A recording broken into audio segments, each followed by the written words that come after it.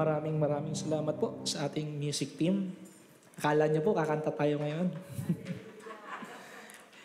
Hindi pwedeng laging ganoon dahil kailangan new season. Laging bago at laging puro at dalisay. Kaya nga last time, chinat ako ni Brother King, tinatanong kung meron ba tayong request na kanta. Pero walang leading ng Holy Spirit eh. And we believe talagang si Pastor Kenneth, he is our hero of faith. Isa siyang bayani ng tinatawag ng pananalig. Kaya kung saan po siya tumigil, ipagpatuloy natin yung kanyang pananalig. Hindi tayo paurong, hindi tayo hihinto, kundi mas lalong magkakaroon tayo ng pag-aapoy dahil ginali tayo ng kaaway. There will be a great revival and revolution that will happen in this church. Sapagkat hindi natapos ang buhay ni Pastor Ken nung walang saysay, kundi ang lahat ng kanyang pangarap ay papatuloy ng bawat isa. Kwentuhan nga namin nung Friday nila Pastora Magda, talagang kagilagilalas ang simbahang ito. Alam niyo po bakit? Nasabi ko nga kila Sister Early, kila Brother Bernard, apelido niyo pa na lamang panalo na eh. Tingnan ninyo po, hindi ko man masabi ang lahat ng apelido ninyo. Areglado kayo laging matuto sa salita ng Diyos. At kapag kayo natuto sa salita ng Diyos, magkakaroon kayo ng karunungan na nagbumula sa Kanya na magdadala ng glory ng ating Panginoon upang isalaysay nyo that God is alive. Ang ganda ng pangalan ninyo eh. Tagalog na Tagalog, makatang makata. Mahalin, areglado, salaysay. Talagang isasalaysay mo ang kabutihan ng ating Panginoon. Walang pagkakamali na ginawa ang ating Panginoon because He is a perfect God. The only problem is we do not understand yung kanyang tinatawag na karunungan. Always remember that His ways is different from our ways. Ang kanyang kaparaanan ay iba sa ating kaparaanan. Ang kanyang karunungan ay higit ng malayo, milya-milya at hindi mo masukat ang kanyang karunungan kumpara sa karunungan ng tao. Kaya nga ang sabi ng salita ng Diyos, I will destroy the wisdom of the wise. The intelligence of that intelligent I will confuse. Para wala tayong ibang pagtitiwalaan kundi siya lamang. Dahil the more na nagtatagumpay tayo, the more na nagkakapera tayo, the more na nagiging maunlad tayo, the more na nagiging sikat tayo, yumayabang tayo. Kaya meron tayong problema sa buhay na hindi natin makakayanan para tayo paalaalanan ng ating Panginoon. Natandaan mo, ikaw ay aking gamit lamang. At hindi makakahigit ang gamit ng Panginoon kesa sa manlilikha niya. Tayo po'y manalangin. Panginoon, nagpapasalamat po kami sa umagang ito, O God. Wala akong ibang dala, Panginoon, kung hindi mo ako sasamahan, O God. Kaya ang iyong banal na salita, ang magsilbi na isang tubig sa bawat isa na nakikinig sa oras at salitang ito. Isang tubig, O God, na papawi sa kanilang mga kauhawan. Isang tubig, Panginoon, na maglilinis sa aming karumihan. At kagaya ng isang puno na nakatanim sa gitna ng tubigan, Panginoon, kami yung magiging puno, Panginoon, na hitik sa bunga. Kaya, Panginoon, ang iyong salita, ang siyang tubig, O God, na bubukal sa aming kaibuturan ng aming puso, O God. For out of our belly, O God, will flow rivers of water, O God. And it is your anointing, it is your Holy Spirit that will make us, O God, to run this race and to finish the course, O God, that you have entrusted us. Kaya salamat po, Panginoon, ikaw po ang maluwalhati. Ako lamang po ay iyong lingkod, walang alam, walang karunungan, kung hindi mo ako tutulungan. Sa pangalan ni Kristo Jesus. Amen and amen. Napakasimple lamang po ng ating pag-uusapan dahil ang Biblia ay simple. Pero kapag atin itong inaral, hindi agad natin itong mauunawaan. Kahit paulit-ulit mong tapusin ang Biblia, laging merong panibagong revelasyon sa iyo ang ating Panginoon. Kaya nga kahit ganong katalino ang isang tao, hindi niya mauunawaan ang lahat na nakasulat sa Biblia kung hindi ito ihahayag ng banal na Espiritu. Kaya nga the Word of God says that the letter kill it. Kung wala sa iyong banal na Espiritu, mag-iiba ang tingin mo sa ating Panginoon. Because only the Holy Spirit will reveal to you yung tinatawag na kagandahan, yung valuable message na nais niyang ibigay sa iyo. Kaya nga for this morning, ang ating pag-uusapan, this is a new season. Live today. Ngayon ang bagong tinatawag na panahon, kaya ikaw ay dapat mabuhay. Sabihin mo sa iyong katabi, stop looking on the past. Kasi kapag ikaw ay laging tumitingin sa nakaraan, ano ang magiging dulot nito? Regret.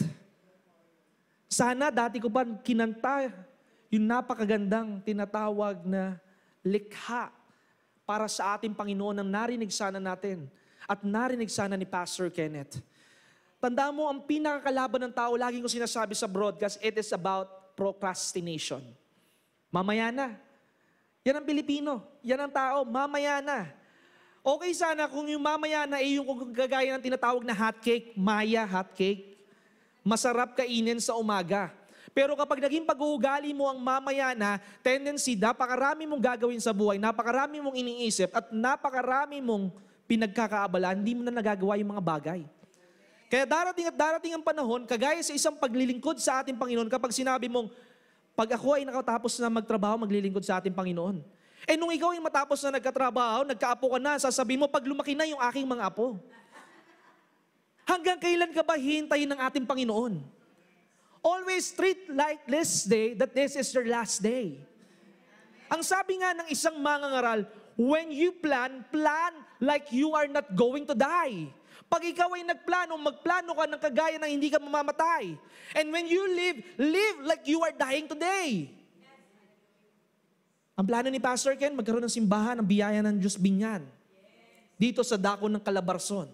At ito ay mangyayari, hindi man niya ito naranasan, pero nandyan kayo, sinalun nyo ang pananalig, ang pananampalataya at ang katapangan ng inyong paskor para ito ay pagpatuloy.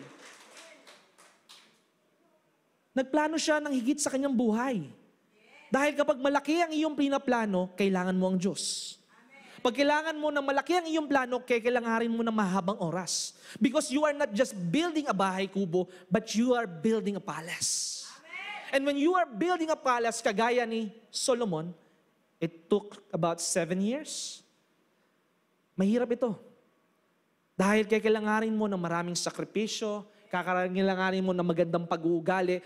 Narinig ko nga sa isang pangangaral ni Pastor Kenneth, kapag may malaking plano ang Panginoon at ikunento sa mga kapatiran, lahat ay excited. At meron din naman mga tutuligsa. Dahil sasabihin nila, napaka-imposibleng ito. Pero lagi natin tatandaan, ang prinsipyo ng Biblia, we walk by faith and not by sight and not by your feeling and not by your intellect. Dahil kapag laging gagamitin mo ang iyong kokote, gagamitin mo laging pakiramdam mo, lagi ka niyan, malilin lang. Dahil ang laging hihintayin mo yung tinatawag na right timing. At laging sasabihin mo, God willing. And tanong ko sa iyo, kailan ba yung willing time ng ating Panginoon? Every time is God's appointed time. Maraming nagsasabi na yes, napakaganda niyang planong yan. Narinig ko ito sa pangangaral ni Pastor Ken. Pero sa kalagitnaan, doon nagiging problema. Yung mga excited sa pangarap na ito, kadalasan sila'y mapapagod. Napapagod sila dahil hindi nila nakikita ang resulta. And I am challenging you this very morning, hindi ka dapat tumingin sa resulta. Dahil kapag laging titingin ka sa resulta, hindi mo makikita. Tumingin ka sa Diyos nating buhay na tumawag sa iyo at nagbigay ng tinatawag na kahulugan ng iyong buhay. Dahil kapag sa Diyos ka nakatingin, kahit ikaw ay mapagod, the Word of God says, even the weary heart, the weary hands, and the tired feet, I will strengthen. Kahit ang mga napapagod na tuhod at napapagod na kamay na laging pumapagaspas at laging nagtatrabaho ay mapapagod, bibigyan kayo ng ating Panginoon ng tinatawag na kalakasan. Kaya naman natatapagod ang tao, dahil sila'y naiinip. Kaya ngayong umaga, this is a new season. Sabihin mo sa iyong katabi, mabuhay ka ngayon. Dahil marami sa atin ay nabubuhay sa nakaraan o sa hinaharap. Tandaan mo, kapag ikaw ay nabuhay sa nakaraan, it will cause you a regret, pagsisisi. Pagsisisi na sana binilihan ko si Pastor Kenneth ng ganito, pagsisisi na sana naglingkod na lang ako nung buhay pa si Pastor Ken. Lagi ka magre-regret. Pero kapag ikaw naman ay nabuhay sa hinaharap, you always forget those small things na nagkaroon ka ng katagumpayan. You become ungrateful. Dahil nakafocus ka sa mangyayari sa kinabukasan, that's why it will always lead you to worry. Ang mga taong nangangamba ay yung mga taong hindi tiyak ang kanilang pinaglilingkuran. Dahil tiyak ang aking pinaglilingkuran, alam ko na hindi ako pababayaan ng ating Panginoon dahil alam kong hawak niya ang aking kinabukasan. Kinakanta niyo pa naman, and my God holds my future. Ang kinabukasan mo, hindi sa iyong pagsisikap ngayon. Tandaan mo, ang sabi ng Biblia, babasahin ko lang isang note ni Pastor Kenneth na habang ako'y naghahanda kagabi sa tinatawag na laptop na aming pinaghatian. Maghati pa kami sa laptop. Nakita ko lang sa kanilang notes, itong huling tinatawag na message niya, that it all happens. Ang lahat ng bagay ay nangyayari. Sinulat niya to exactly 1 year ago. Siyempre, kagaya ko ni Pastor Ken, minsan di ako naghahanda ng mensahe, pero kagabi, for the halos very rare opportunity, pagkabukas ko ng laptop na ating ginagamit din sa church, nandoon yung mensahe ni Pastor Ken. Ang nakalagay doon, it all happens. I don't know kung kailan niya ito tinuro, pero one thing is for sure, ito'y napapanahon. Tandaan mo yung mga prophetic message ng ating Panginoon na nakasulat sa Old Testament, hindi naman agad nangyari in the Old Testament. It took several years, hundreds of years. Kaya nga yung mga nangyayari na sinasabi ng mga pastor na tumatayo sa harapang ito, kadalasan nangyayari agad. Pero maraming pagkakataon na hindi agad ito nangyayari sapagkat ang unang hinuhubog sa atin ng ating Panginoon, will you still continue? Kaya marami ang nagbabackslide, gusto nila agad yung tinatawag na drive-thru, fast food prayer, fast food answered prayer. Pero tandaan mo, ayaw ng Diyos na masira ka sa mga pagpapalang napakalinis. Kaya inihanda ka muna ng ating Panginoon na maging mapagpasalamat sa maliit na bagay. Inihanda ka ng ating Panginoon na magkaroon ka ng pananalig sa Kanya at hindi lamang na ikaw ay nagagala kapag may pagpapalang dumarating sa iyong buhay, kundi magagala ka kahit ikaw ay dumaraan sa kamatayan, ikaw ay nagagala kahit ikaw ay baon sa utang, ikaw ay nagagala kahit ang iyong anak ay nagdodroga, ikaw ay nagagala kahit ano-ano pang nangyayaring kabuhulan sa iyong buhay dahil alam mo that God will make your path straight. Ito nga po, basahin ko lang na mabilis. Alam ko, wala po nakalagay dito ng verse, pero alam ko ito yung sa Ecclesiastes 9, 1-18, yung kanyang sinasabi. Pinicturean ko lang po ng screenshot. Ang sabi po dito ng sinulat ni Pastor Ken, from Ecclesiastes 9, verse 1-18, "For I considered all this in my heart, so that I could declare it all, that righteous and the wise, their works in the hand of God, people know neither love nor hatred by anything they see before them. All things come alike to all." On verse 2, "One event happens to the righteous and the wicked, to the good, the clean, and the unclean, to him who sacrifices in him, who does not sacrifice. As is the good, so as the sinner. He who takes an oath is he who fears an oath." Kaya nga yung mga nangangako kadalasan, sila din yung kadalasan na natatakot dahil baka hindi nila magawa yung kanilang pinangako. Tandaan mo, kagaya ng pinag-usapan natin last month, hindi ka naman pinilit ng ating Panginoon na mangako. Kaya kapag ikaw ay nangako, hindi ka na nangako para kay Pastor Ken. Nasasabi ng Pastor Ken, dahil ikaw ay namatay na, patuloy kong ipagpapatuloy. Mangako ka sa ating Panginoon na siya ang iyong paglilingkuran. Dahil ang Diyos ang ating pinaglilingkuran na siya ay laging buhay sa iyong puso. At ang sabi dito, "This is an evil in all that is done under the sun, that one things happen to all. Truly, the hearts of the sons of men are full of evil. Madness is in their hearts, while they live, and after they go to the dead. But for him who is joined to all the living, there is hope." Tandaan mo, habang may buhay, may pag-asa. Hindi sa dahil hindi mo nakikita yung nangyayari at pagbabago sa iyong anak, sa iyong asawa, ay walang pag-asa. Tandaan mo, nung sinabihan ng ating Panginoon yung fig tree, hindi naman agad natuyo. So there is a process. So there is a timing. So there is a set time. The Word of God says in Psalms 31 verse 15, there is a set time of favor. Ibig sabihin, may itinakda ang ating Panginoon ng pabor para sa iyo. The question is, what is the time? Yun ang mahirap malaman eh. Kaya ang sabi dito, "For the living know that they will die." Alam natin na mamamatay tayo. Maybe hindi lahat tayong mamamatay. Dahil ang sabi din ng Biblia, not all will die, but we shall all be changed. We shall be raptured. Paano kung yung rapture mangyari ba in the next 20 years? Ikaw nilang ba ang titigil sa buhay mo ngayon sa paghihintay ng rapture? Always remember, nobody knows. Even the angel doesn't know the exact timing of God. Ang pinakamahalaga, araw-araw, handa kang humarap sa ating Panginoon. Ang pinakamahalaga, araw-araw nakikita sa iyong buhay yung tinatawag na kabanalan. Dahil kapag ikaw ay meron tinatawag na kabanalan, magdadala ito ng karangalan sa Panginoon at karangalan sa iyo at karangalan sa iyong pamilya. Because it is better to have a good name than any riches of this world. Dahil yung kayamanan, mauubos yan. Yung presyo ng mga bilihin, tumataas kaya bumababa yung tinatawag na value ng tinatawag na pera na pambili mo. Pero yung pangalan mo, kahit saan ka magpunta, igagalang ka ng tao because you have built an integrity.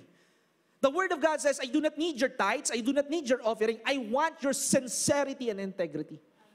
Because when you are sincere and when you are integrity, hindi mo dadayain ng ating Panginoon. Hindi mo dadayain ng iyong employer. Kahit alam mo, wala ang iyong manager, magtatrabaho ka pa rin. Because what Pastor Ken said, whatever you do it for the glory of God. And you are not serving man, but you are serving God. Naglilingkod ka sa Diyos at hindi ka naglilingkod sa tao. Huwag mo mahangarin yung tinatawag na palakpak ng tao. Always remember this. The God who sees you in secret will reward you openly. Ang Diyos na nakakakita sa iyo ng palihim, sa bawat ginagawa mo, sa bawat sinasabi mo, sa bawat laman ng iyong isipan, sa bawat laman ng iyong puso, binabantayan ka ng Diyos, kapatid. Ang sabi nga ni Bishop Greg, in one part of the Bible, merong mga anghel na nagbabantay sa iyo, na isinusulat ang bawat pinag-uusapan natin. Kaya nga alam ko, walang tao sa silid na ito o sa simbahang ito ang hindi nagkakasala. Lahat tayo ay nagkakasala pero kailangan bilisan natin manumbalik sa ating Panginoon. Dahil ang sabi ng salita ng Diyos, he that saith that he doesn't sin is a liar. 1 John. Ang nagsasabi na hindi siya nagkakasala ay siya'y sinungaling. Ano ang kauna-unahang pagkakasala? Laging sinasabi ni Bishop, edad. Anong edad mo na? 16. 16 na pala. Pero sa bagay, kung titingnan mo sa buhay ng Kristiyano, pansinin mo yung kapitbahay mo.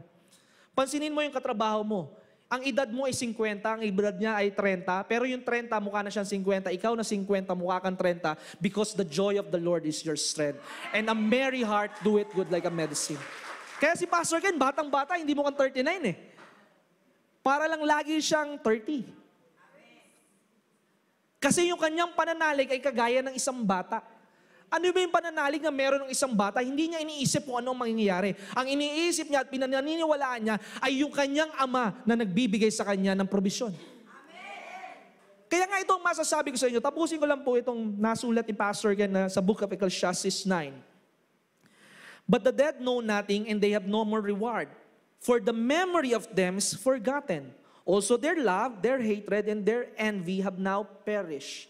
Kaya mga kapatid, habang ikaw ay buhay, magsumikap ka, magmahal ka, magpatawad ka, nandun yung passion mo sa ginagawa mo. Huwag mo ipagdamot. Huwag kang mahiya doon sa tinatawag na talento mo. Dahil kapag ikaw ay nahiya, nakakagulat nga po. Yung mga kabataan dati, na nasa tinatawag na youth ministry lang, naglilid na sa church. Ang problema kasi natin, we have an ego. Meron tayong lagi nakatingin sa sarili. Na paano kapag napahiya ako? Bakit ka mahihiya? Kung ang iyong nire-represent naman ay ang ating Panginoon. Kaya ka nahihiya dahil nabubuhay pa sa iyo ang sarili mong laman. The Word of God says, God has not given you the spirit of fear. Hindi ka binigyan ng Diyos ng spirito ng pagkatakot. Hindi ka binigyan ng Diyos ng spirito ng pagkagalit. Hindi ka binigyan ng Diyos ng spirito ng pagkabilisa. Binigyan ka ng Diyos ng spirito ng pagmamahal, kapangyarihan, at merong maliwanag na pag-iisip sa Kanya. Kaya kapag ikaw ay nahihiya na tumayo sa pulpito at magpatotoo ng kabutihan ng ating Panginoon, sisiguraduhin ko sa iyo, later on, manghihinayang ka sa oportunidad na ipagmalaki mo ang ating Panginoon. Wala ka dapat ikahiya. Dahil tinawag ka ng ating Panginoon with no name. Tinawag ka ng ating Panginoon mula sa makasalanang buhay. Tinawag ka ng ating Panginoon mula sa buhay na wasak pero pinagbigyan ka niya ng pagkakataon para ikaw ay kanyang gamitin. Dahil ang pinipili ng ating Panginoon yung mga mamamatay tao na kagaya ni Apostol Pablo. Pinipili ng ating Panginoon yung kagaya ni Isaiah na hindi maganda ang tabas ng kanyang labi. Di ba ang sabi ni Isaiah? I have with unclean lips because I am surrounded with people who has unclean lips. Kaya hindi ako magugulat kung minsan naririnig ko sa iyong pagmumura. Dahil napapalibutan ka pa rin ng tinatawag ng mga taong makasalanan. Pero along the process, babaguhin ka ng Panginoon dahil gusto mong magpabago sa ating Panginoon. Tapusin ko na po ito. Nag-uumpisa pa lang tayo. Kasi kay Pastor Ken to eh. Hindi naman sa akin itong sinasabi kong Ecclesiastes na nilagay niya eh. At ang sabi nito, nevermore they will have a share in anything done under the sun. Go, eat your bread and with joy, and drink your wine with a merry heart, for God has already accepted your works. Tapos ang sabi po dito, let your garments always be white, and let your head lack no oil. Meron man lang isang iyong ulo? Baka puro hangin ang iyong ulo. Ano ibig sabihin ng puro hangin? One part in the Bible, I think it's in the book of Proverbs, ang sabi doon, the foolish think that they know everything. But the wise, they do what they think. You see the difference? Yung mga mayayabang, laging ang tingin nila sa kanilang sarili, alam ang lahat ng bagay. Pero yung mga matatalino, ginagawa nila yung lahat ng kanilang nalalaman. Kaya nga mga matatalino ay kagaya mo, sabihin mo sa iyong katabi. Bakit? Kasi sa kabila ng inyong mga posisyon sa iyong buhay, nandyan kayo nakaupo, nagpapakasakop, at higit sa lahat, dinidinig ninyo ang salita ng Diyos na nagbibigay ng buhay. Ang sabi ng kawikaan, ang mga matatalino, sila'y nakikinig. Ang mga tanga, foolish, ang pangit kasi sa Tagalog eh. Ang foolish, English na lang, ang foolish, ayaw nilang sila'y tinuturuan. Dahil ang laging tingin nila, alam nila ang lahat ng bagay. Pero ang sabi ni Solomon, hindi ko nalalaman ang lahat ng bagay dahil walang makakapantay sa karunungan ng ating Panginoon. And this is where the message of Pastor can end. Nung sinulat, yung binasa niya yung Ecclesiastes. The race is not for the swift. The battle is not for the strong. The bread are not for the wise, nor riches to the men of understanding, nor favor to men of skill, but time and chances happens to them all. Sa buhay, hindi mo kailangan maging matalino para ikaw ay maging mayaman. Yun yung sinasabi dito. Sa buhay, hindi mo kailangan maging malakas para ikaw ay magtagumpay. Sa buhay, hindi mo kailangan laging maging mabilis. Dahil kapag ikaw ay laging mabilis sa paghahanap ng pera, ang sabi ni Timoteo, ikaw ay higit na mapapahamak. Kaya nga sa pagsasara, ito ang sinabi, for a man also doesn't know the time. Like a fish taken in a cruel net, like a bird's caught in snare. It's like a rapture. Hindi natin alam saktong oras. Kaya ang pinakamalaga, magpakaalab ka sa ating Panginoon. Dahil kung gusto mong ma-rapture, you should be mature enough na hindi maging matampuhin. Kung gusto mong ma-rapture, kailangan you should make sure first that your name is written in the book of life. Marami kasi yung gustong ma-rapture eh. Pero hindi naman nila sigurado sa kanilang buhay kung sila ba ay may snatch away. Siguraduhin mo muna na ikaw ay nakasuko ang iyong buhay sa ating Panginoon. Dahil lagi mong tatandaan, hindi ang mabuting gawa mo ang magliligtas sa iyo. There's only one way. Not two-way, not three-way, not U-turn slot. There is only one way, and the Word of God says, I am the way. Jesus is the way, and no one cometh to the Father except through Him. Kaya nga pinaka-point dito ni Pastor Ken, at pupunta na po tayo sa mensahe. Number 1, gawin mo ang kaya mong gawin. Do what you can do. Yun nakalagay sa notes ni Pastor Ken. Gawin mo ang mga bagay na kaya mong gawin. Kaya mo naman palang kumanta, pero ayaw mong ipahiram ang iyong talento sa Panginoon. Kaya mo naman palang magnegosyo, pero nananatili ka dyan sa pag-eempleyado. Tandaan mo, tinawag ka ng ating Panginoon para maging ulo at hindi buntot. Tinawag ka ng ating Panginoon para magkaroon ka ng kagaya ng prayer ni Jabez, that bless me indeed and enlarge my territory so that I will not cause pain. Ano mas maganda? Yung ikaw ay nakapila sa gobyerno para humingi ng ayuda o yung ikaw ang nagbibigay ng ayuda at habang pinapatanggap mo sila sa ating Panginoon? Number 2, doon sa notes ni Pastor Kenneth, appreciate what you have. Kailangan makontento ka sa una. kung ano yung meron ka. Hindi mo na kailangan hanapin yung wala ka dahil kung ano yung meron ka, because you do what you can do, lalago ito. Kung binigyan ka na, Panginoon, ng 20,000 puhunan para sa iyong negosyo, palaguin mo ito. At marami sa nagnenegosyo, gaya-gaya, puwet maya. Sasabihin nila, ay, uso yung pagkain, sa pagkain na rin ako. Pero alam mo, saan magkakaroon ng tinatawag na split? Pagdating ng 6 months. Dahil maraming tao, merong expiration yung kanilang passion kapag hindi naman talaga ito yung inilagay sa kanila ng ating Panginoon. Pag hindi mo yung gusto yung negosyo, nakigaya ka lang, in the 6 months, tatamarin ka na. Laging ganito na lang nangyayari. Ito ang income ko, ganito ang buhay, magdi-deliver, kikita, magpapasweldo, magtatanggal ng trabahador dahil hindi napasok, paulit-ulit. Tandaan mo sa pagninegosyo, kailangan dyan ng tiyaga. Dahil hindi lagi jackpot. Kagaya yan ng isang buhay na Kristiyano. Kagaya ng buhay natin, hindi naman lagi napakalaki ng pagpapala, pero merong pagpapala ang ating Panginoon. Kaya kailangan magpatuloy ka at magpatuloy ka at magpatuloy ka sa pananalig sa ating Panginoon. Dahil ang sabi ng salita ng Diyos that those who will endure until the end will receive the crown of life. And most of the Christian, kagaya ng mga negosyante, nagugustong magnegosyante, they cannot endure na magpatuloy. Mabilis silang mainip, mabilis silang magsawa. Bakit sila nagsasawa? Kasi hindi naman talaga yun yung gusto nila. Pero kapag iniibig mo ang ating Panginoon, kahit ano ang umadlang sa iyong buhay, magpapatuloy ka. Because you know that God defined your life. It is not what the problems or situation that's surrounding you that defines you. It is Jesus Christ who defines you. And when He defines you, He will refine you. Ano ibig sabihin ng refine? Di ba may refined sugar? Pinupuro, dinadalisay. Kaya kapag ikaw ay dumadaan sa mga problema, ikaw ay dinadalisay ng ating Panginoon. Umpisa na po tayo. Hahaba pa po.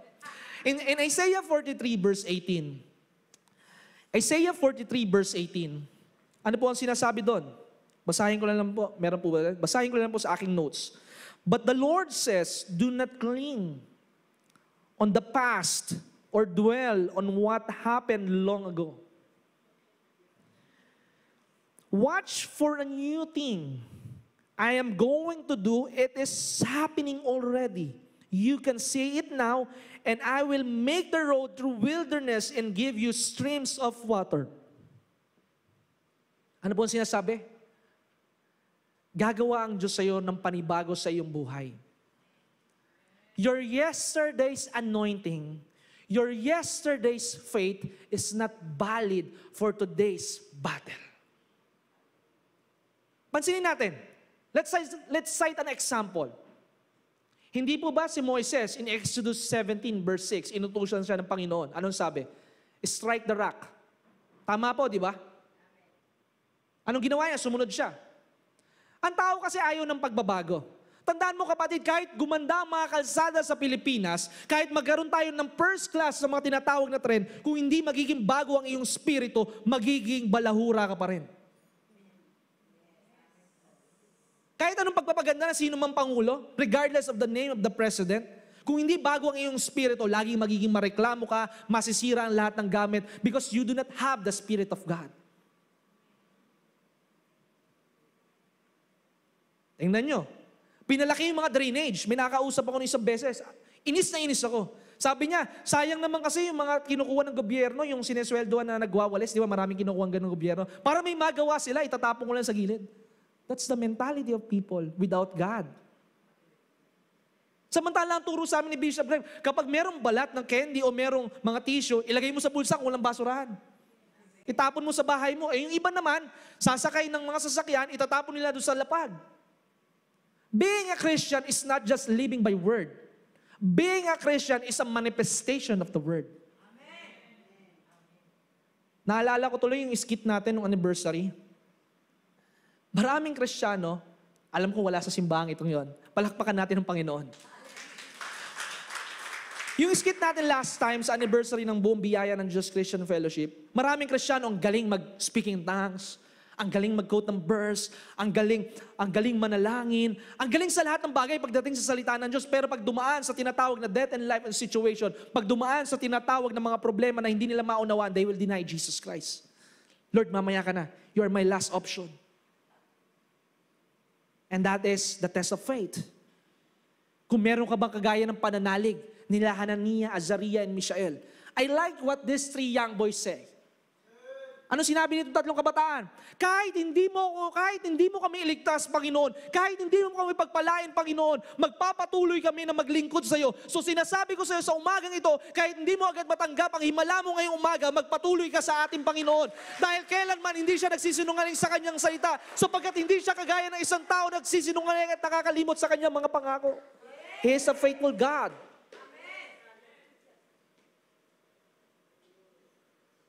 The real problem with us is our spirit.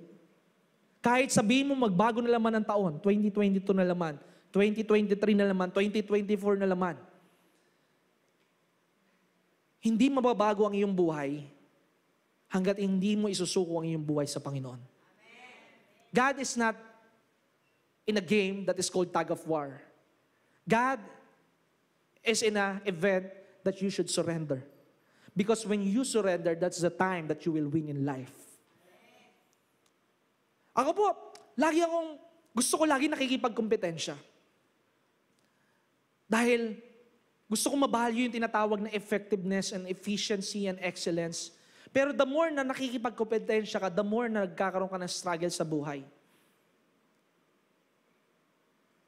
Kasi sa buhay, kahit gaano kang katagumpay, hindi ibig sabihin yun dahil sa'yo.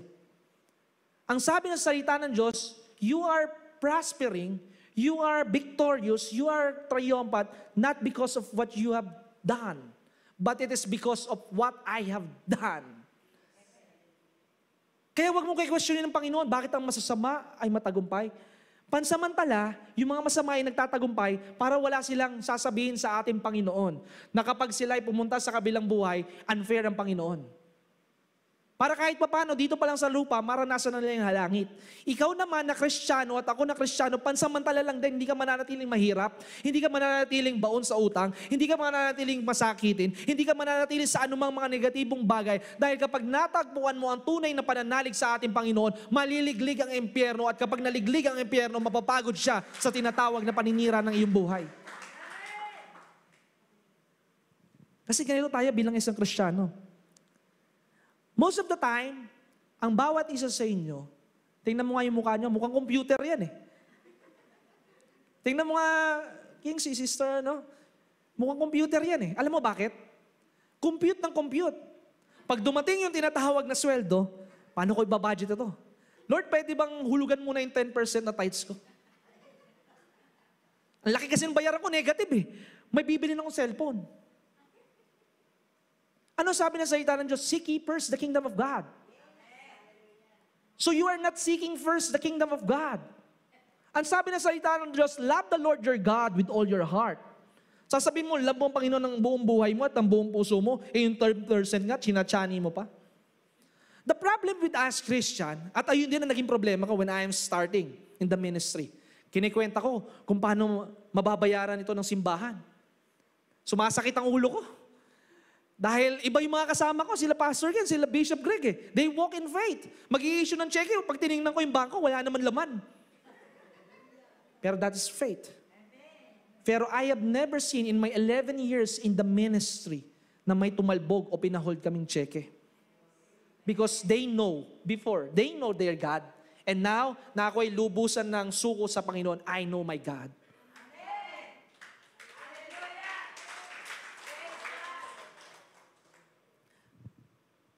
Napapagod na ba kayo kasi hindi nangyayari yung mga pinapangarap nyo o hinihingi nyo sa Panginoon? Bibigyan ko kayo ng tinatawag na sinasabi ng Biblia. Ang sabi ng Biblia, magkakaroon ka ng bahay na hindi mo itinayo. Ang sabi ng Biblia, magkakaroon ka ng tinatawag na balon na hindi mo hinukay. Ang sabi ng Biblia, magkakaroon ka ng mga cattles na hindi mo inalagaan. Nung una, hindi ko maunawaan ito. Sabi ko, dahil bilang isang Kristiyano, alam nyo naman ang isang pastor, kahit meron niyang allowance, kadalasan, nagiging walang allowance, lalong-lalo na, kung malaki ang bayarin sa simbahan. At alam nyo, kaya galit na galit ako sa kahirapan. Dahil kapag konti, sabi ko nga doon sa isang post, nung kasama ko si Brother Aris, kapag ang isang Kristiyano ay mahirap, konti lamang matutulungan. Iniisip ko, paano ba mangyayari yung sinasabi ng Biblia? Magkakaroon ka ng bahay na hindi mo itinayo. Magkakaroon ka ng mga yaman na hindi mo pinaghirapan. Lalo na yung sinabi kay Cyrus sa 45:3. Ang sabi, I will bring you the riches and the wealth of the wicked people through Cyrus. Di ba sabi yun sa Israel? Sabi, paano mangyayari? Paano mangyayari sa modern time yun? Old Testament yun. Then one day, I received a phone call 2 weeks before, bago graduate si Pastor Kenneth, may tumawag. Ang sabi niya, hindi ko inaasahan ito. At hindi inaasahan ito ni Pastor Kenneth. I know this is not a money, but I know it will be a money in the future. Ang sabi ng isang tumawag, inilalagay ko sa aking will and testament na kayo ay magmamana ng isang property na worth 50 million pesos.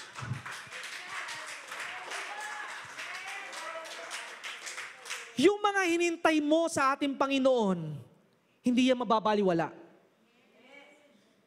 Your love and charitable works, ang sabi kay Cornelius, I will always remember.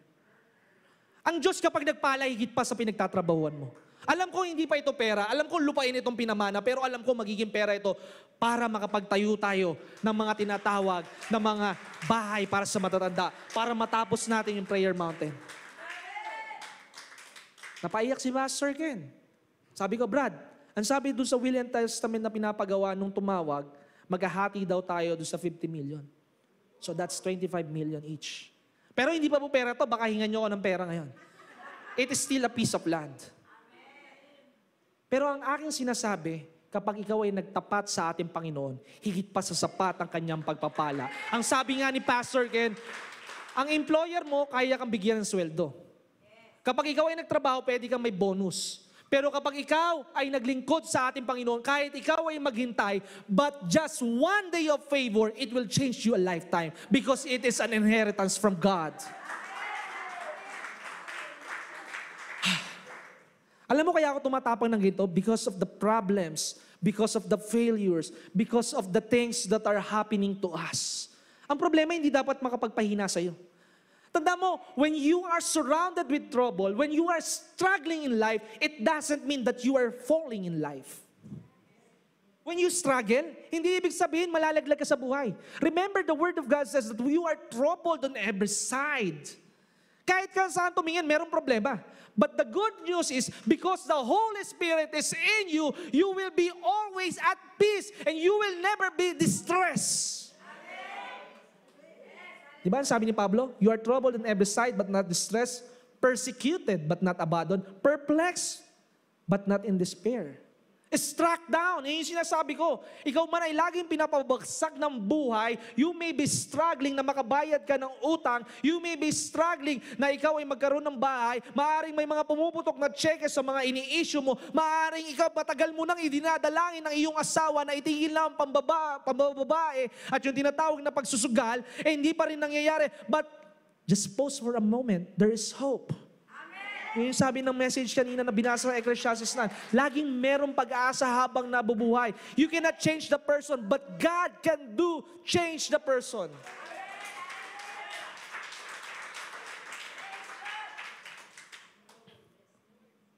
Kaya wag laging ginagawa mo yung nakaraan. Eh, di ba? Nung si Moises, he struck on the first sign in 17:6 ng Exodus, yung bato sa Mount Horeb, may lumabas sa tubig. Pagdating naman sa tinatawag na 20 verse 11 ng Exodus, ang sabi ng Panginoon, you speak to the rock. Anong ginawa ni Moses? Kinatok pa rin eh. Si David na lang. Sa panahon ng digmaan, ang digmaan noon, espada. Ang digmaan doon ay yung tinatawag ng mga pana. Anong ginamit ni David? Slingshot, bato. Tanda mo kapag kumilos ang Panginoon, yung opposite sa kaalaman mo.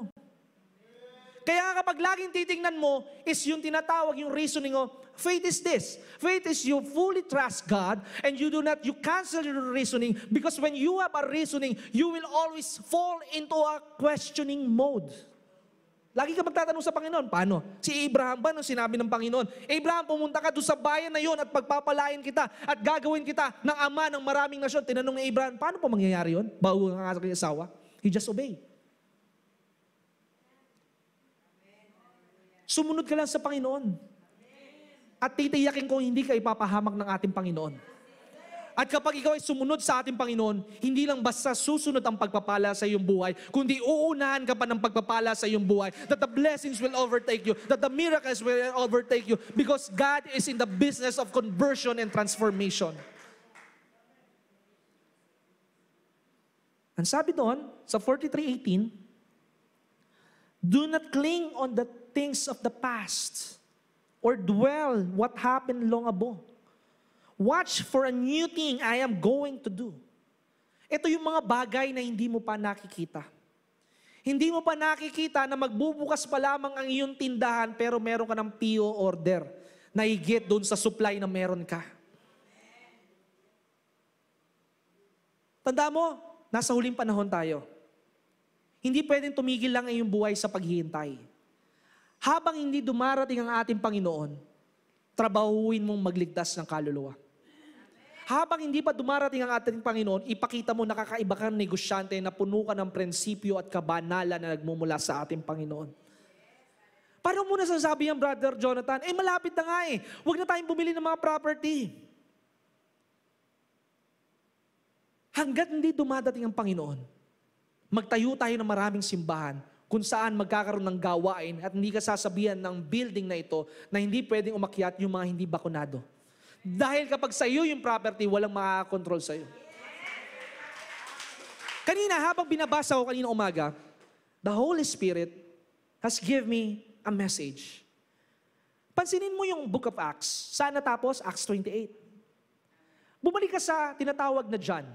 Ano po ba natapos doon? 21? Chapter 21. Pag pumunta ka sa 1 Corinthians, natapos sa 16. Pumunta ka sa 2 Corinthians, natapos sa 13 na chapter. Pumunta ka sa mga susunod na page. Ano yung laging dulo nung bawat salita nung last chapter? Amen. But in the book of Acts, hindi nagtapos sa amen. Dahil alam ng Panginoon, marami pa siyang gagawin na hindi nakasulat sa Biblia. Di ba?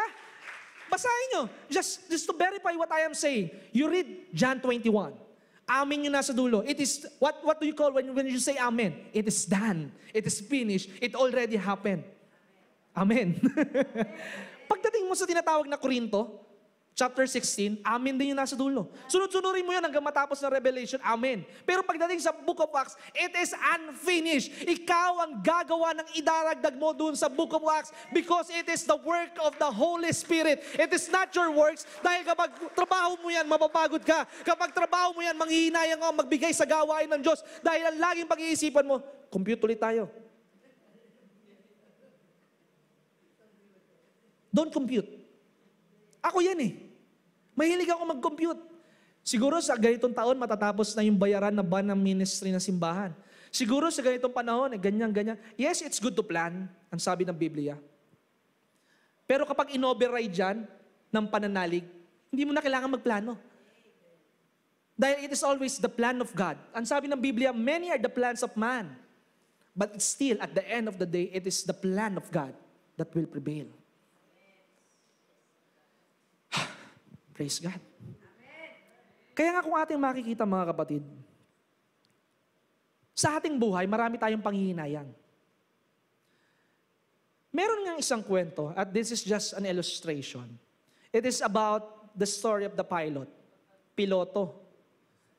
Doon sa tinatawag na piloto, siya ay, alam natin malaki ang kita ng piloto. Sabihin na natin 6 digits figure. Sabihin na natin, pinakamababa, 500,000. Kasi kung ang mga kapitan sa barko, ganun ang sweldo. Sabihin na natin 6 digits. Ang mga piloto kadalasan, ang dami nilang pangarap. Gusto nilang bumili ng sports car, gusto nilang bumili ng malalaking bahay, gusto nilang magliwaliw. Pero doon sa journey ng isang pilotong binabasa ko, until 2020 happens. Walang flight. Ang dami nila kinuwang loan. Bumibili sila ng mga relo na hindi naman nila kailangan pero gusto nila kasi maganda. At alam nilang marami silang kita na pera. Minsan, ang sinasabi nga nung journey ng piloto, minsan doon nga sa sinesweldo kong 6 digits, sobra pa. Yung nagagastos ko kaya nagkakaroon ako ng utang.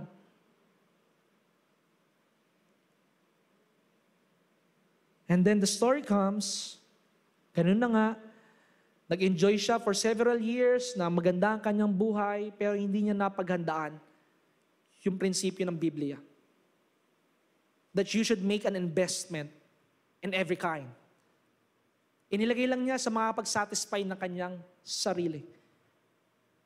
Dumating ang panahon na nagkaroon ng shutdown sa tinatawag ng mga airline, mula sa 6 digits na kanyang tinatanggap, naging 4 digits na lamang.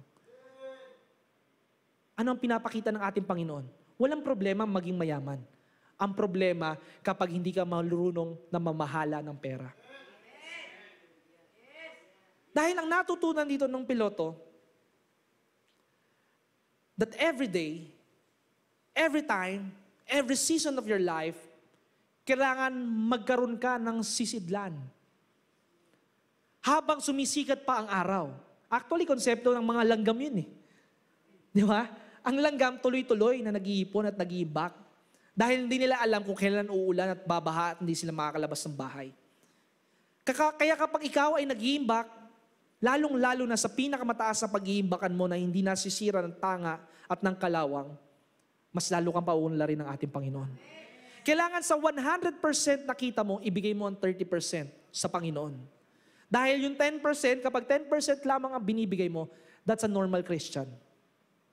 Yung 20%, that's a mature Christian. Yung 30% na binibigay mo, that's an extraordinary Christian. Bakit 10% ang binibigay mo lamang?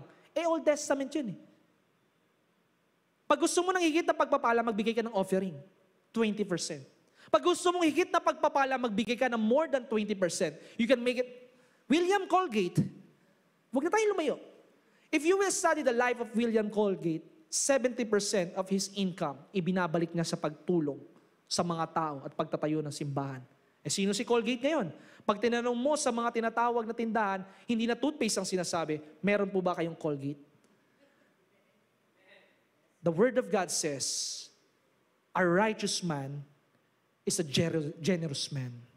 Kapag ikaw ay mapagbigay na mapagbigay at mapagbigay. Kaya ka naman kasi nagiging madamot. Kaya hindi tumutubo yung perang inilalagay mo sa tinatawag na ebanghelyo. Dahil pagkabigay mo, iniisip mo na, dapat pala hindi ko na ibinigay ito. Kasi kulang pa ako sa pambayad ng renta eh. Dapat pala hindi ko na lang ibinili ito. Nag-sale sa mall, yung magandang ano. Merong doubt. It's like prayer. Ang sabi ng salita ng Diyos, when you pray, you must believe and do not doubt. Dahil kapag ikaw din ay nagbigay at ikaw ay nagdududa sa iyong ibinigay at masakit sa iyo ang iyong pagbibigay, hindi yun ang ino-honor sa iyo ng ating Panginoon. Ang ini-honor niya yung laman ng iyong puso. Nagbigay ka ng 1,000, ang gusto mo lang ay 100, huwag kang mag-expect na pagpapalain ka ng Panginoon ng sobra-sobra at higit sa iyong gusto. Dahil ayaw ng Diyos ng mga kuripot.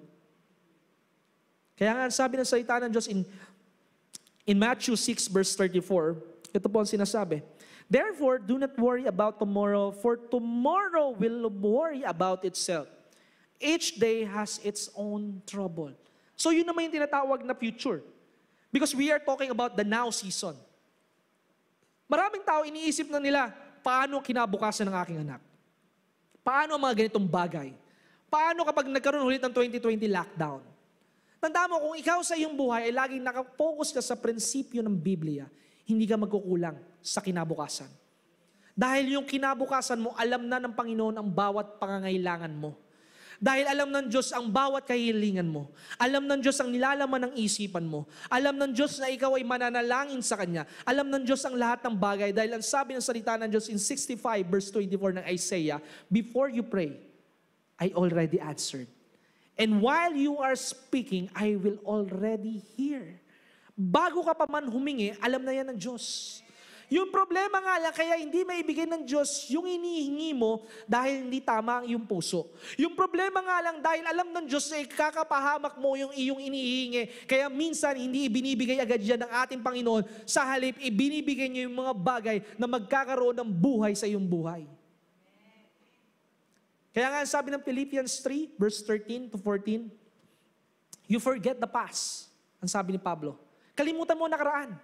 Ang tingnan mo lang yung goal na inilagay sa iyo ng ating Panginoon. Ano ba yung goal na inilagay sa iyo ng ating Panginoon? 1 is to glorify Him. Number 2, that me and my household will serve the Lord. Gustong-gusto mo nang dumating ang Panginoon. Tatanungin kita, Kamusta na ang kalagayan ng iyong pamilya? Gusto mo bang ikaw lang ang ligtas sa iyong pamilya? Ako nga, as much as possible, gusto ko madelay ang pagbabalik ng Panginoon. Dahil marami pa akong kaibigan at kamag-anak na hindi pa naliligtas. Don't be too selfish na, Panginoon, dumating ka na bukas. Tandaan mo kapatid, darating ang pagdating ng Panginoon. Sa oras na alam na niya na ang daigdig ay kailangan na siya. Hindi pa tayo natuto. In 1980s, 1950s, ipinapangaral ng rapture, ang mga ganitong mga pangangaral sa mga palabas, mga pelikula, pero hanggang ngayon hindi pa nang nangyayari. Mas matindi ang digmaan yung 1940s, 1947, tinatawag na World War. Mas matindi yung World War I and World War II. Mas matindi yung mga digmaan doon dahil milyon-milyon, ang sabi nga ni Tito Jong, it dies about 6 million to 9 million soldier worldwide. Mas malala pa sa tinatawag na COVID. Kaya nga kung atin nakikita mga kapatid, kung ikaw ay handa bawat araw, mabuhay ka ngayong araw. Darating at darating ang ating Panginoon. Pero the question is, are you worthy to be saved? The question is, what are you doing? Ano ang ginagawa mo ngayon? Nakikipagchismisan ka pa rin ba?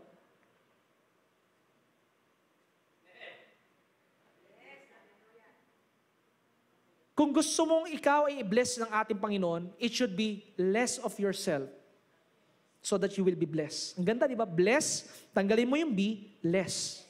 Kailangan wala kang sarili. Dahil kapag ikaw ay naglingkod sa ating Panginoon, you will be the greatest among them. If you want to be the greatest among them, ang sabi ng Panginoon, then serve. At ang paglilingkod, hindi mo pipiliin kung ano ang posisyon mo. Dahil kapag napagkatiwalaan ka ng Panginoon sa iyong posisyon at sa iyong anointing at sa iyong calling, ipopromote ka ng ating Panginoon. And that's the time you will become a servant leader. And when you become a servant leader, you will be a God's general. Kaya nga si Pastor Ken, he is a God's general. Because when he started in the ministry in 1998, nag-aaral pa siya niyon sa PUP, ang gawa niya, tagabuhat ng mga upuan sa tinatawag na basketball court at tagatulak nung sasakyan na bago tumakbo, parang disusi eh. Bago tumakbo yung sasakyan, kailangan itulak muna ng mga tao. Saka nakakita ang ganun sasakyan. Pero tuwan-tuwa sila kahit umuulan at umaaraw. And that is meekness. Pwede naman niya sabihin, anak ako ni Pastor Greg eh. Bakit ako nagtutulak dito? Ano ba naman itong sasakyan na ito? Bulok, kailangan laging itulak. Parang panahon, sino nga ba yung Sino nga ba yung cartoons, Brother Angelo? Yung may dinosaur. Si Flintstone. Kailangan ng paa bago tumakbo. Pero ang hinuhubog ng Panginoon, yung pagiging mapagpasalamat natin. Kaya si Pastor Kenneth, natuto siya maging mapagpasalamat sa maliit na bagay, kaya siya napagkatiwalaan ng malaking bagay. Kaya kayo naging maunlad na ganyan dahil merong isang pastor na nagtiyaga at naghintay sa inyo na habang kayo ay masama pa ang inyong pag-uugali, kayo ay pinakikinang ng ating Panginoon. Remember, the church is not a theater. Ang simbahan na hindi teatro, na pagalingan ang sinasabi, kundi ang simbahan ay isang pamilya na tinututukan mo ang bawat miyembro ng simbahan kung kamusta na ang kanilang buhay, kung ano ang kahirapan nila sa kanilang buhay, kung ano ang mga bagay na kanilang pinagdadaanan. Kaya kung ating makikita mga kapatid, it should be more of God and less of you, so that He can bless you more. And the Word of God says that God is able to do exceedingly, abundantly, above all what you can ask or imagine. Kasi ganito nagiging problema natin bilang isang Kristiyano. Minsan, we worry about the past and we worry about the future. Ang lagi kasing pinagpo-focusan natin is yung tinatawag na kahinaan ng tao. Ang laging pinagpo-focusan natin is yung tinatawag na problema. Sino dito ang mga nagtatrabaho sa tinatawag na money changer? O sino dito ang may kakilalang bulag na nagmamasahe? O sino dito nakakilala sa isang institusyon ng gobyerno, yung sa mga FBI na nag-trace ng counterfeit na pera, natanong nyo ba sila kung saan sila nagpo-focus? Kung sa fake money or sa real money? Saan nagpo-focus sila? Sa peking pera o sa tunay na pera? Saan po? Mali. Ang mga bulag, pero tayo spiritual, hindi tayo bulag. Baka magkamali kayo ng pagkaintindi sa akin. Liliwanagin ko lang po. Ang mga bulag, ang mga tinatawag na nasa money changer, yung mga FBI na nag-expertise sa tinatawag na pera, according to one interview, hindi sila nagpo-focus sa peke. Nagpo-focus sila sa original. Dahil kapag alam mo ang original, malalaman mo ang peke. Kaya kapag kilala mo ang ating Panginoon, alam mo yung problemang pinagdaraanan mo, it is just an illusion. And these things shall come to pass. Ang lahat ng problema, ang lahat ng pigati, ang lahat ng mga hindi mo maunawaan kung bakit nagpapatuloy ka pa sa buhay ng makasalanan, alam mong lahat ito ay panandalian lamang dahil alam ng Diyos na ikaw ay mahina, kaya kailangan mo siya, at kapag kailangan mo siya, lagi mo siyang hahanapin at magbabalik loob ka sa Kanya. Dahil ang sabi ng salita ng Diyos, if you confess your sins, He is faithful and just to wipe out all your sins. God is not looking on your past. God is looking at you now that He can change you, He can transform you, and He can use you so that He can infuse you the power and the anointing that is embedded unto you. At ang sabi ng salita ng Diyos in Habakkuk 2, verse 2. Ano po ang sinasabi sa Habakkuk 2, verse 2? Then the Lord answered me, saying, record the vision, that the one who reads it may run, for the vision is yet for the appointed time. It hastens toward the goal, and it will not fail. Though it tarries, wait for it. Marami namang sinabi, although pinag-uusapan dito yung second coming ng Panginoon. Because if you will relate it, basahin natin in Hebrews 10, verse 37. Ito yung tinutukoy ni Habakkuk. Yung tinatawag na rapture na parating na hindi mo maunawaan. Hebrews 10 verse 37. For yet a little while, and He that shall come will come, and it will not tarry. Ay yung sinasabi sa tuto ng Habakkuk, na yung medyo naantala. Kaya naantala dahil nalulungkot ang Diyos because He wants that none should perish. Kaya magalak ka habang tumatagal yung rapture. Dahil ang gusto ng ating Panginoon, marami pang maligtas. Ang gusto niya yung asawa mo, iwan niya yung pambababae. Ang gusto niya yung kapitbahay niyo ay makita lagi ang liwanag sa iyong buhay. Nung ako nga po ay nagbabasa ng mga tinatawag na pasasalamat kay Pastor Ken sa kanyang naging buhay, nagulat ako na halos pala lahat ng kapitbahay namin na evangelize niya sa pamamagitan ng Facebook. Nagpapasalamat sila na, Kenneth, ganun ang tawag hindi pastor, dahil kaibigan ganun pag-close Kenneth, ako yung nagpapasalamat sa iyong buhay because you are always cheering me up. You are always encouraging me up na kahit ako'y maraming tattoo sa katawan, ako'y binabago ng Panginoon at mahal na mahal ng ating Panginoon. Because always remember that love and hope will always be greater than fear. Na ang pagmamahal at pag-asa, yan ang mensahe na dinala ng ating Panginoon. Ang pagmamahal na ibigin mo ang lahat ng hindi ka ibig-ibig. Kaya nga ako, lahat tayo ay nasa process ng pag-ibig. Dahil kahit ikaw ay mahusay na mangaral, kahit ikaw ay bumubuhay ng patay, kahit ikaw ay napakaunlad, kung wala kang pagmamahal, ang iyong pananalig ay walang kwenta.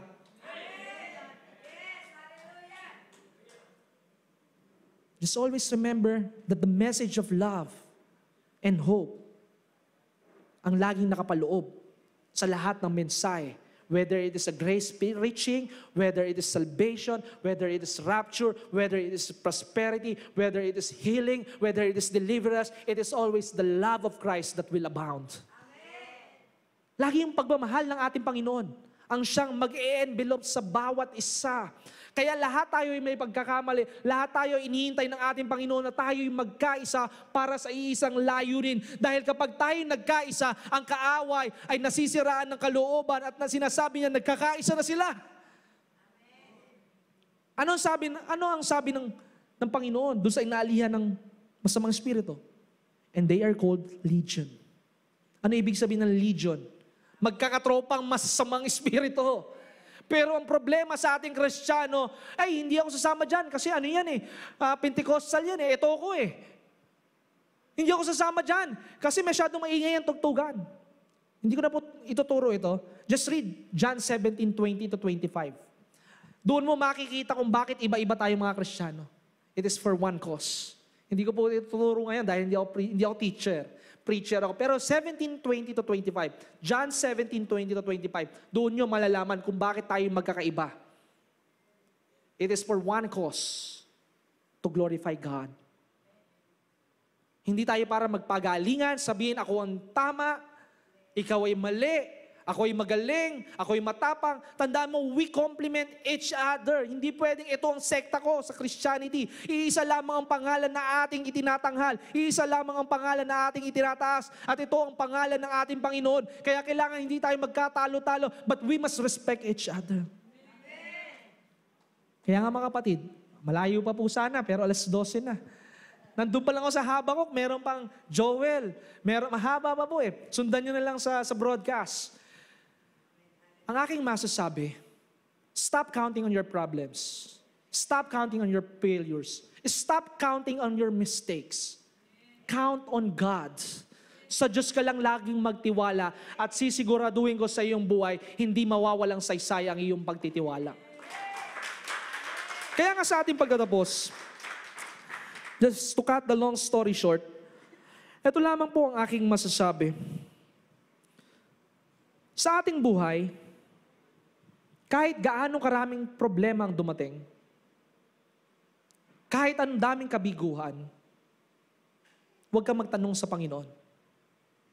I remember one of the letter of Jeremiah, ang sabi niya, Panginoon, hindi kita pwedeng matanong sa tinatawag na mga ginagawa mo sa mundo.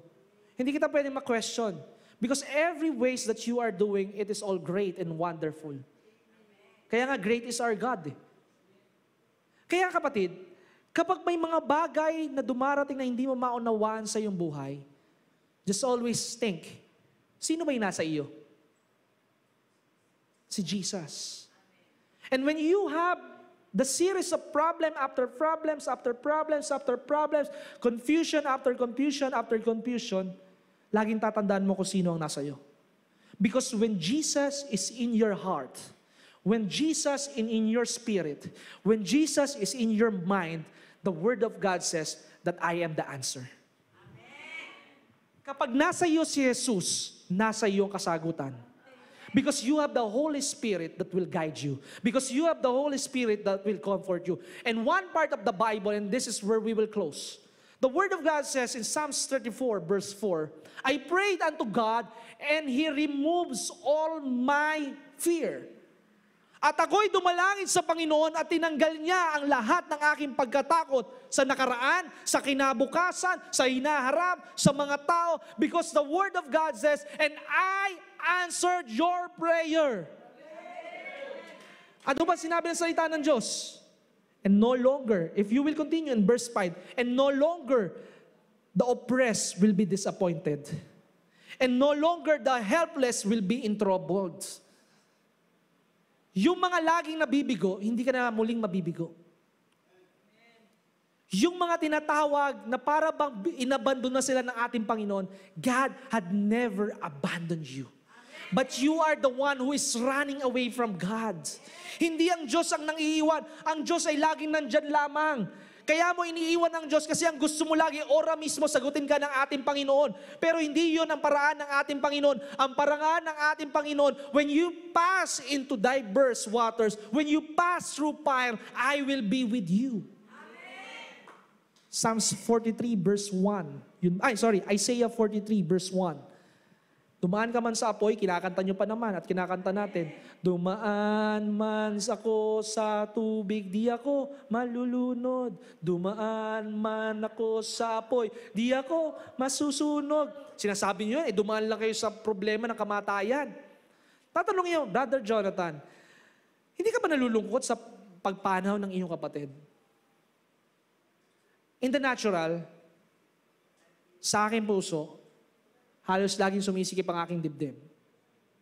Pero hindi ko pwedeng ipakita sa inyo yon. Dahil, sasabihin ko sa inyo, bukod kay Sister Cathy at sa aking magulang, ako na siguro yung pinaka-close kay Pastor Kenneth. Dahil almost siguro 3 or 4 times a week.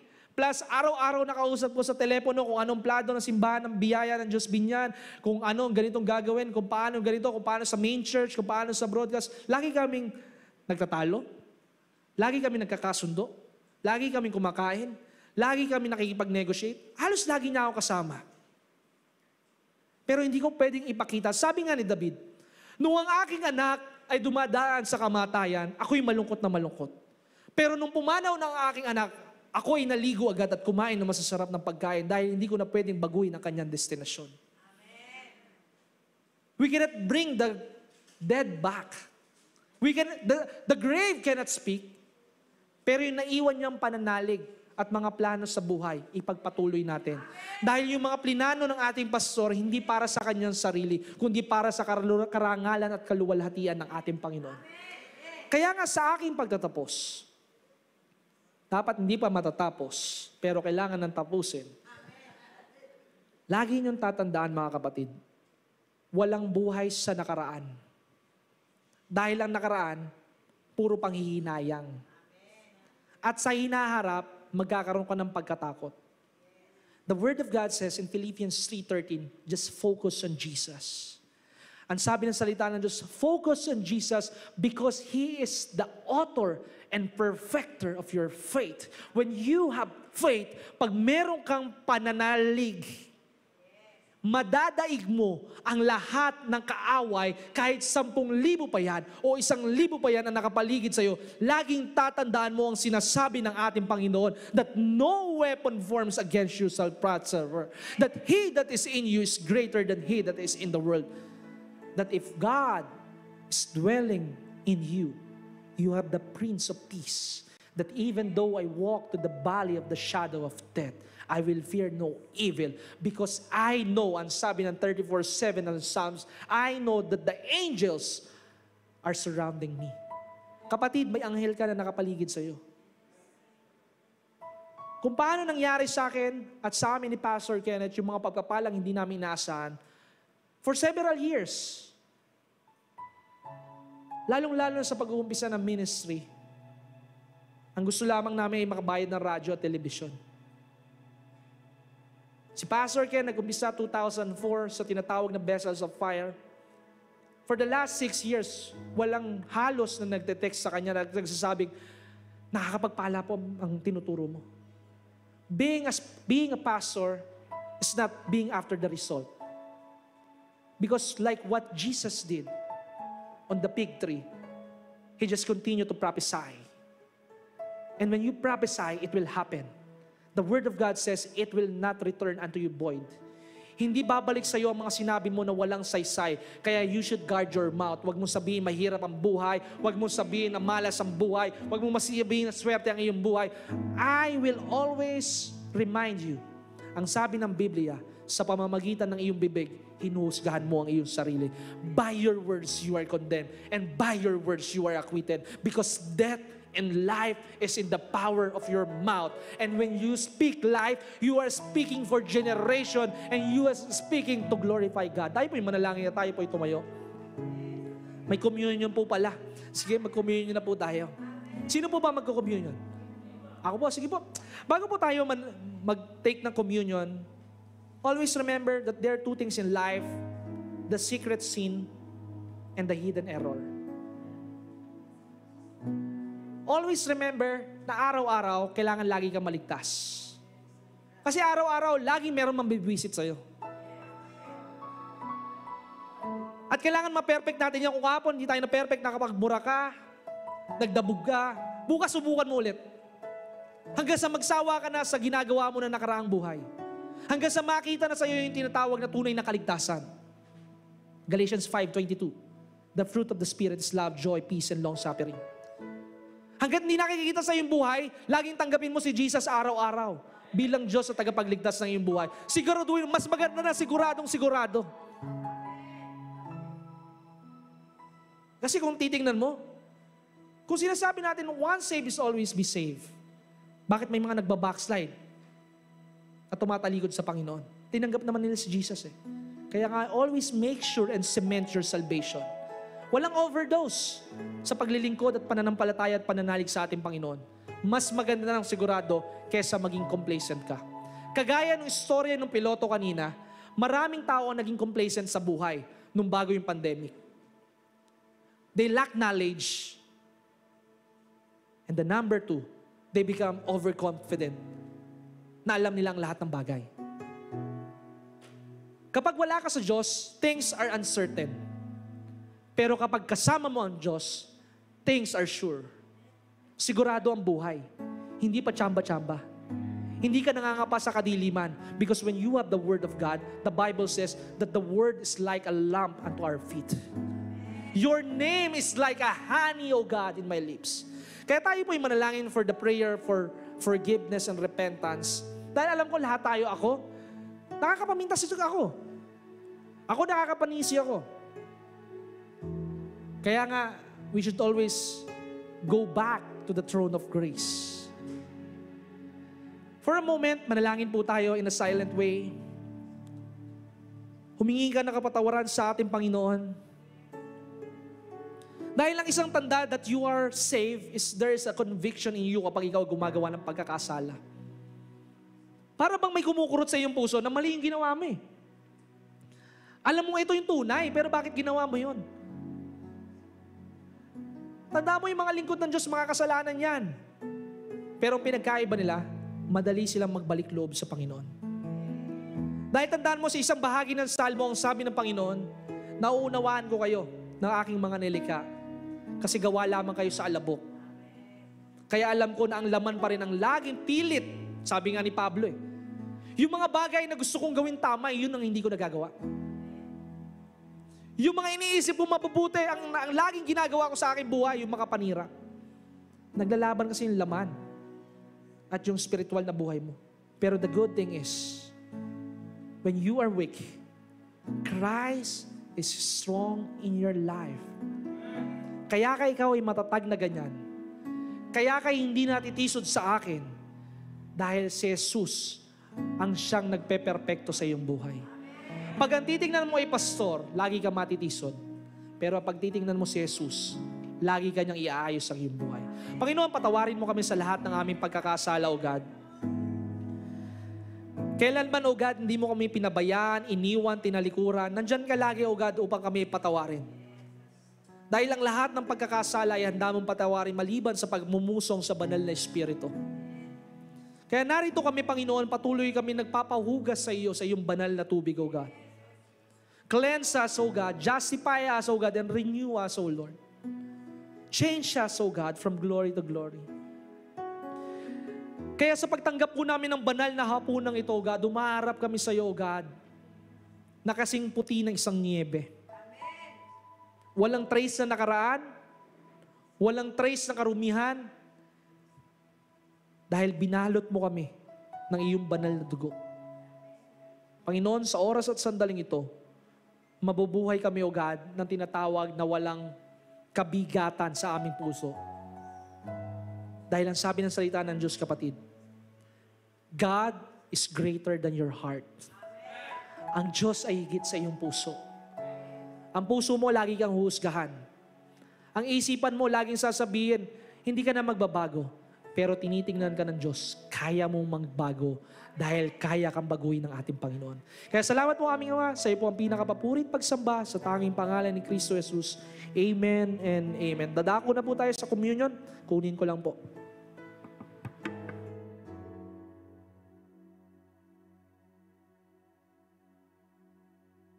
Baka may kanta po kayo dyan. Meron po ba kayong kanta ng pang-communion? May kanta po kayo pang communion offering? Sige po, kanta po muna tayo. Communion song po. Ano po ba communion song natin?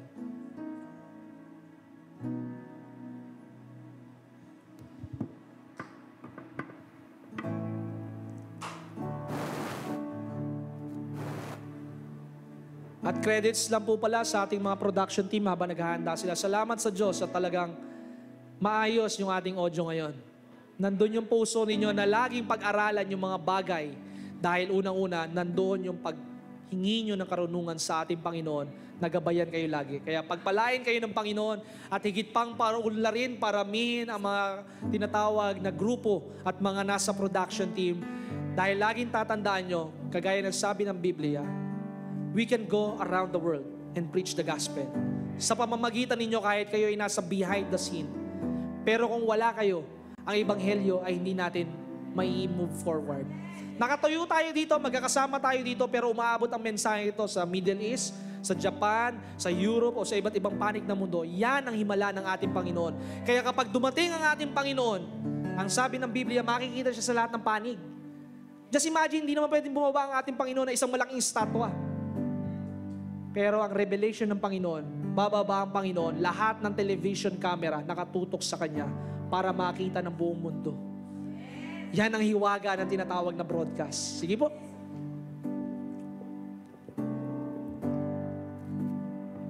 I love you, Lord,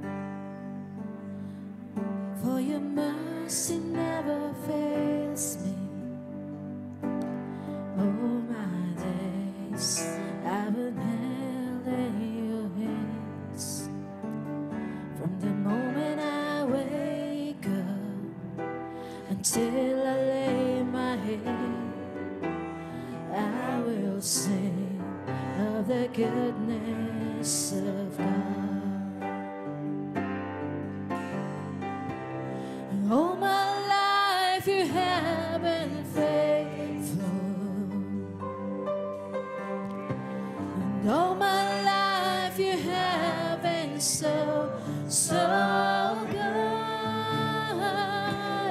Every breath that I am able, I will sing of the goodness of God.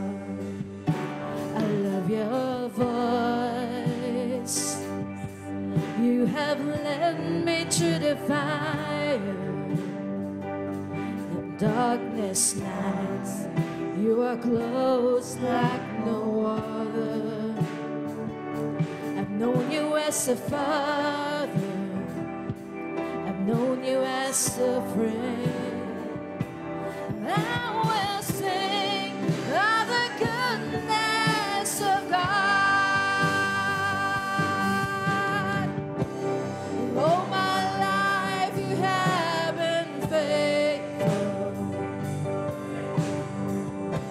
and all my life you have been so, so good. With every breath that I am able, 'cause I will sing of the goodness of God. 'Cause all my life you have been faithful, 'cause all my life you have been so, so good. Every breath that I am able, I will sing of the goodness of God.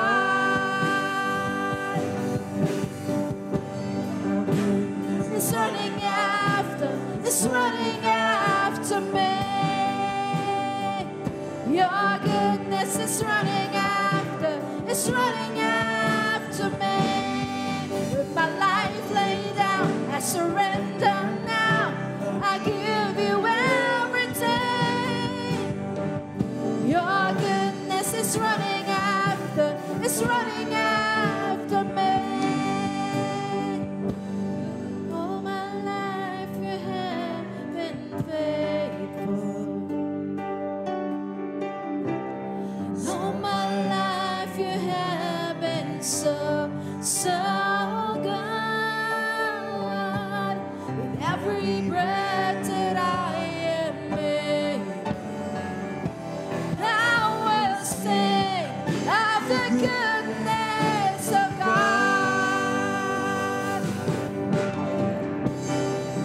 All my life you have been faithful. All my life you have been so, so good.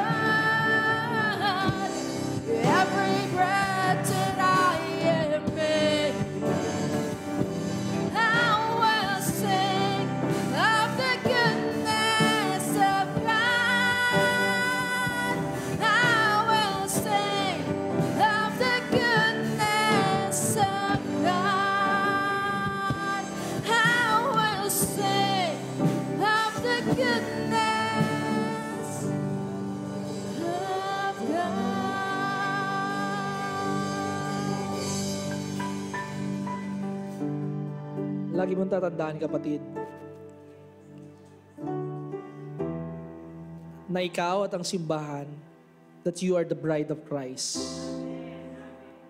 At bilang bride, kailangan hindi ka na-stress. May nakita ka bang bride na pangit ang makeup? Hindi ko sinasabi na, paano ako, Pastor Jonathan? Lalaki ako. We are talking about your spiritual form. Kaya sa mga nangyayari sa paligid, hindi ka matatakot. Dahil doon makikita ang kaibahan mo. Makikita na nasa iyo si Jesus at makikita yung sinasabi ng Biblia that in times of famine, thou shalt laugh. Job 5:22.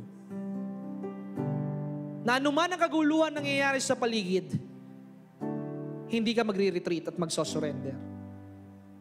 Ikaw yung ilan sa mga Kristiyano na kagaya ng sinabi ni Obadiah, medyo nagmayabang pa nga si Elijah noon Panginoon, ako na lang yata ang natitirang matapat na propeta. Tumigil ka, Elijah, marami pa, 1,000 pa ang natitirang mga matapat at di sumasamba kay Baal. 1,000,000 pa tayong natitira. Nasa Diyos lamang na nagtitiwala. And being the bride of Christ, and we are awaiting for that wedding day, the rapture day. We are in the most momentous, pinaka-exciting days ito sa kasaysayan. Mas exciting pa sa panahon ng Old and New Testament.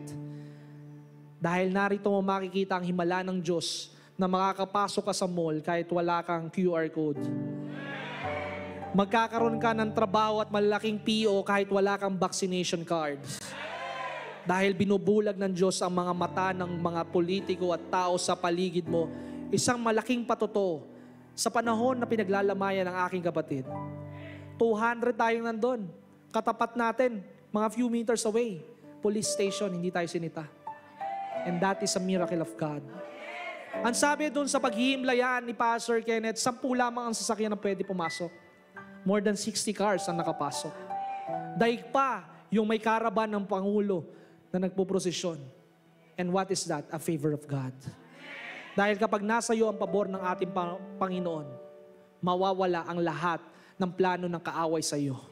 Dahil ikaw ay lukob ng banal na dugo ni Kristo. Kaya nung gabi na bago siya ipagkanulo, dumampot siya ng tinapay at matapos makapagpasalamat, pinagpira-piraso niya ito at kanyang sinabi, ito ang aking katawan na pinagpira-piraso.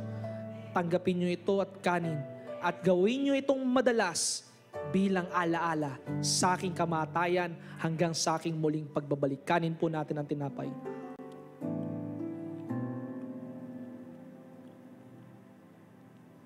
Tandaan mo kapatid, ang sabi ng Biblia in 1 John 5, verse 7 to 8, sa kalangitan, meron tinatawag na 3 testigo. Ito ang salita ng Diyos, ang banal na Espiritu at ang Ama.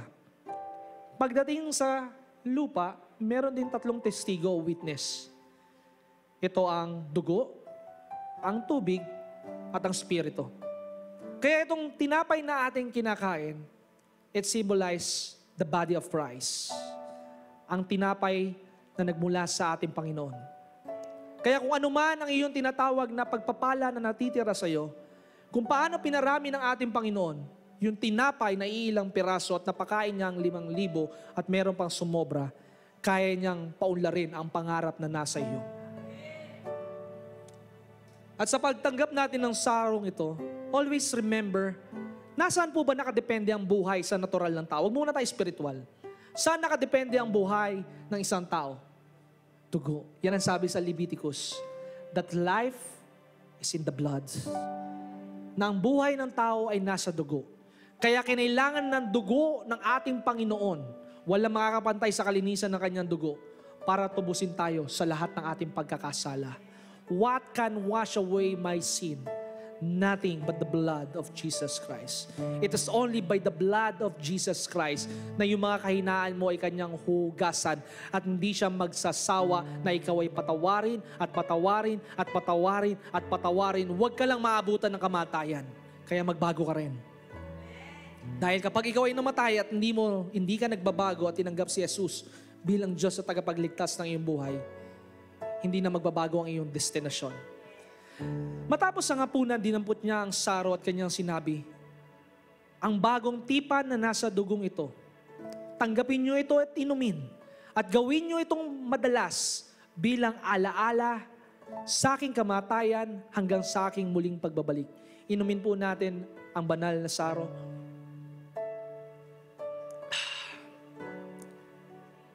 Praise God. At igagawad ko na po ang final benediction.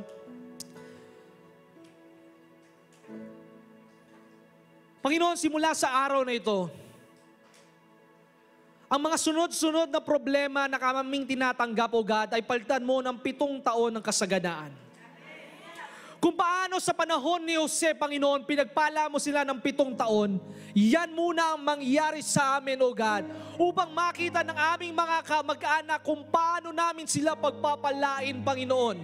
Pagpapalain mo ang kanilang mga kamay, ang mahahawakan ng kanilang kamay, ang matatapakan ng kanilang paa, upang kami ay maging pagpapala sa lahat ng pagkakataon at ang iyong pangalan ang aming laging paparangalan sapagkat ikaw ang nakikita sa aming buhay.